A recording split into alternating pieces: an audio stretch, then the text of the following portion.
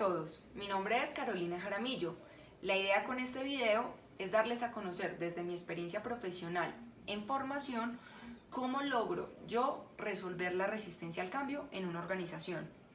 Para ello quiero empezar contándoles que la resistencia es una expresión totalmente natural propia del ser humano ante una situación de cambio, ya que el cambio genera en todas las personas, por supuesto en algunas más que otras, un temor, una inseguridad y hasta una frustración ante la incertidumbre de ese futuro incierto. Esto sucede debido a que todas las personas nos gusta seguir rutinas y seguir una constancia y seguir los mismos hábitos. Adicional a esto, en todo proceso de cambio se pueden generar tres tipos de personas. Por un lado están los que están a favor del cambio, que son los creadores, los agentes de cambio, los simpatizantes, los innovadores, los que proponen cambios. Por otro lado están los que están en contra del cambio, son los opositores, los críticos, los más precavidos y por lo tanto requieren una mayor información y un mayor tiempo para asimilar el proceso de cambio. En el medio se encuentran los indiferentes y los pragmáticos, que son los desinteresados o los simples espectadores, o en ocasiones son los que entran a mediar entre un grupo y el otro. Teniendo en claro que nos podemos ver enfrentados ante estos tres tipos de grupos de personas, también tenemos que tener claro que las personas pasamos por unas etapas emocionales que se van a desarrollar poco a poco y van a mostrar el impacto, si fue positivo o negativo, ante el anuncio del cambio. Y esto se va a ver reflejado en términos de la productividad y la moral de las personas. Estas etapas emocionales inician en la cúspide de la curva, en donde estamos en un proceso de equilibrio, se anuncia el cambio, se empieza a generar un desequilibrio en nuestro status quo. Esto genera que haya conmoción, ansiedad y emoción en algunas personas. Seguimos bajando la curva, en el punto más bajo empieza a generarse esa resistencia, que viene acompañada de frustración y en ocasiones de enfado. Y por lo tanto la productividad y la moral en ese punto más bajo caen. Seguimos con una desesperación, una depresión ante esa situación de cambio. Subiendo un poquito ya la curva, se empieza a generar un cambio de opinión en donde ya empezamos a aceptar el cambio, ya empieza a haber una curiosidad, unas ganas de explorar y de saber más sobre ese cambio. Después, subiendo más en la curva, empezamos a ver con más tolerancia, aceptación y hasta emoción, y esto se ve reflejado en un incremento de nuestra productividad y la moral. Y finalmente, cuando ya empezamos a ver los resultados propios de este cambio, es cuando logramos volver al equilibrio y al status quo. Con todas estas bases sobre lo que significa la resistencia, los tipos de grupos que se pueden generar ante una propuesta de cambio y las fases emocionales por las cuales pasan las personas en un proceso de transición y asimilación de lo que significa un cambio, quiero mostrarles y explicarles cómo resolvería yo la resistencia al cambio en una organización. Esto lo haría en 6 etapas. La primera es la identificación de una necesidad de cambio en la organización donde trabajo, o sea, identifique una necesidad de cambio. En este caso, ante una oportunidad identificada propia por el cambio en el mercado, lo que implicaría atender una nueva clientela. Entonces, identifique esa necesidad. Segundo, yo crearía un grupo de trabajo multidisciplinario que permita evaluar posibles soluciones e identificar posibles amenazas ante la identificación de esa necesidad de cambio.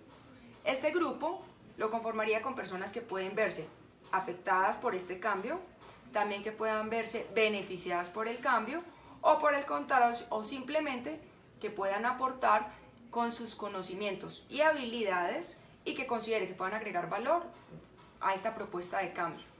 Tercero, definiría una línea de tiempo en la que detallaría cómo sería el proceso de cambio, en donde plasmaría cada etapa claramente definida, con sus tiempos y fechas, lo cual me va a permitir dar claridad de cómo se va a hallar ese proceso de transición. Cuarto, en esta etapa pediría a otros grupos diferentes al primero conformado, en donde para que me hagan un proceso de crítica sobre el proceso que ya se lleva adelantado hasta el momento.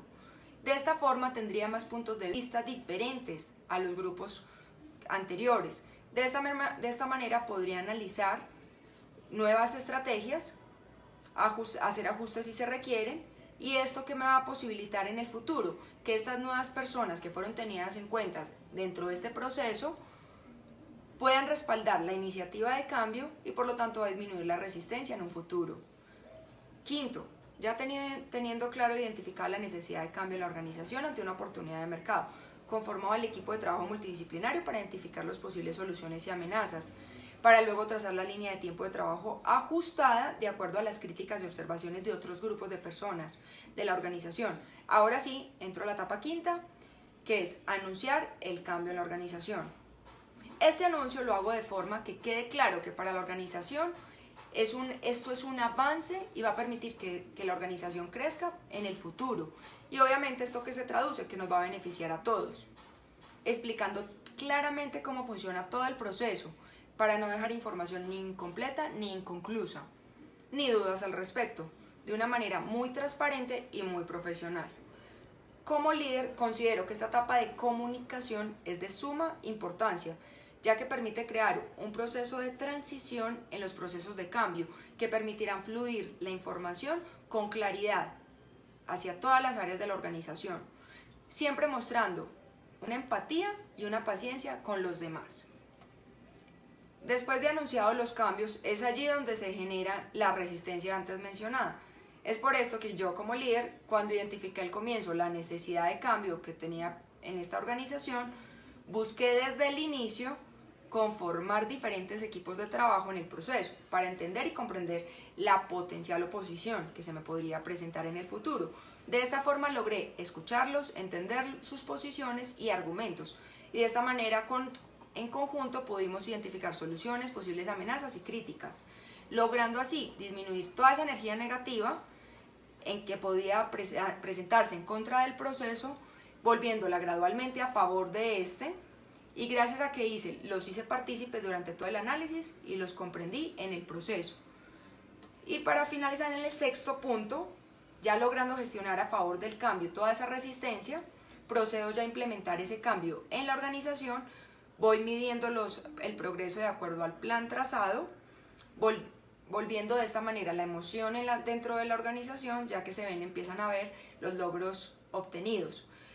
Para concluir, el éxito de la gestión del cambio y cómo resolver la resistencia al cambio en una organización está en nosotros como líderes, y cómo desde que identificamos una necesidad de cambio para una organización, debemos desde el comienzo invitar y escuchar a los diferentes grupos multidisciplinarios en todo el proceso de análisis, identificación de soluciones y críticas.